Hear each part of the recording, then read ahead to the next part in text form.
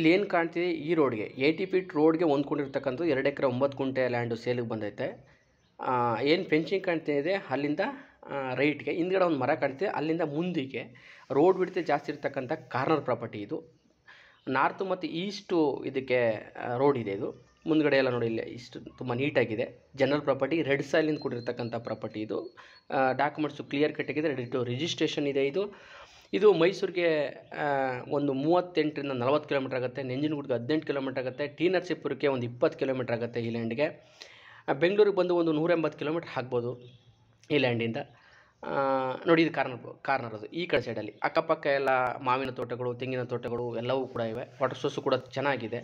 ಯಾರಿಗಾದರೂ ಇಷ್ಟ ಆದರೆ ಮೇಲೆ ಡಿಸ್ಪ್ಲೇ ಆಗ್ತಕ್ಕಂಥ ನಂಬರ್ಗೆ ಕಾಲ್ ಮಾಡೋದ್ರ ಮುಖಾಂತರ ಇದರ ಬಗ್ಗೆ ಹೆಚ್ಚಿನ ವಿಷಯ ತಿಳ್ಕೊಬೋದು. ಇತರ ಲ್ಯಾಂಡ್ಗಳ ಬಗ್ಗೆ ನನ್ನ ಯೂಟ್ಯೂಬ್ನ ಇತರ ವೀಡಿಯೋಗಳು ನೋಡೋದ್ರ ಮುಖಾಂತರ ನಿಮಗೆ ಬೇಕಾದಂತಹ ವೀಡಿಯೋಗಳನ್ನ ಆಯ್ಕೆ ಮಾಡ್ಕೋಬೋದು. ನಿಮಗೆ ಬೇಕಾದಂಥ ವೀಡಿಯೋಗಳನ್ನು ಲ್ಯಾಂಡ್ಗಳನ್ನ ಒದಗಿಸುವಂಥ ಕೆಲಸ ನಾವು ಪ್ರಯತ್ನ ಪಡ್ತೀವಿ. Thank you for watching.